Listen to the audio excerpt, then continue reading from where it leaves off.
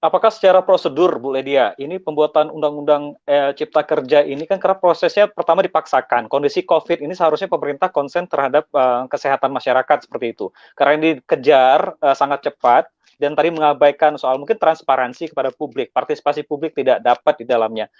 Apakah secara prosedural pembuatan undang-undang itu sudah terpenuhi? Lazimnya seperti itu selama 11 tahun Ya, mungkin jadi Bu Ledia jadi anggota DPR? ya, jadi gini, pertama waktu yang diberikan kepada fraksi-fraksi untuk membuat tim sandingan. Jadi karena inisiatif pemerintah, fraksi-fraksi harus membuat tim sandingan. Kita berkejaran dengan Oke. waktu ya. Dengan lebih dari 7.000 loh dimnya nggak kira-kira. Meskipun ada yang Ya. dimnya tetap, ada tidak berubah dan lain sebagainya. Tapi itu 7.000, silakan aja sih kalau mau nyobain sendiri.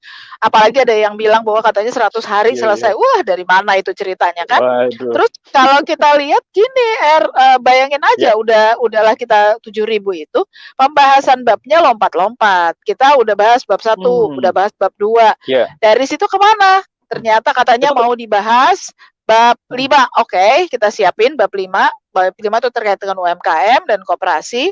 Terus kemudian lompat kemana? Bab 7. Bab 7 itu adalah berkaitan dengan riset dan inovasi. Dari situ ya. mau kemana? Katanya tadinya rencananya bab 9 terkait dengan kawasan ekonomi khusus dan bab 10 Ya. berkaitan dengan lembaga investasi pemerintah dan program strategis nasional.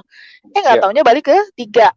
Bab 3 itu soal perizinan berusaha dan bab 3 itu mencakup 59 undang-undang. Bayang nggak sih gerabak-gerubuk kayak gitu? Seru aja sih, sebenarnya seru sambil stres gitu kan. Nah, sementara kan kita harus Ya. sangat sangat hati-hati dong mencermati itu. Betul. Ini kan implikasinya pada hajat hidup orang banyak. Dan memang dari sisi itu belum selesai. Nah, waktu kemudian kebetulan saya juga ikut di tim perumusnya. Di perumus itu Ya. saya sudah mengingatkan, ada banyak, saking banyaknya nih, kan Ya. bingung yang udah diputuskan di Panja itu nggak boleh diutak-atik kan di Ya. Timus. Masalahnya bukan boro-boro otak-atik. Yang udah diputuskan di Panja aja nggak masuk di bahan yang di Timus. Nah, itu kan benar Ya. karena kan terlalu banyak kan. Betul. Ada yang nggak jeli lah, keteter dan segala macam. Nah, sehingga waktu pembahasan di Timus itu saya udah bilang ditunda deh, Ya. nanti aja. Rakernya hari Senin. Buat apa? Buat merapihkan, memastikan bahwa yang Ya. diselesaikan di Timus itu udah rapih gitu. Setidaknya nanti tinggal sisanya lah ada 35 atau 45 poin yang akan diputuskan lagi di Panja karena tidak boleh diputuskan oleh di Timus. Nanti baru setelah itu raker bisa kok, harusnya bisa begitu. Cuma memang itulah tadi diputuskannya segera sehingga waktu di rapat kerja pengambilan keputusan tingkat 1, kita belum pegang draft. Maka sebelum memulai membaca pandangan fraksi, saya mengingatkan ini nggak lazim. Karena harusnya Ya. kita udah pegang gitu. Nah, terus kan kita setelah itu tidak tahu bahwa akan dibahas kapan Ya. rapat kerja paripurnanya pengambilan keputusan tingkat 2.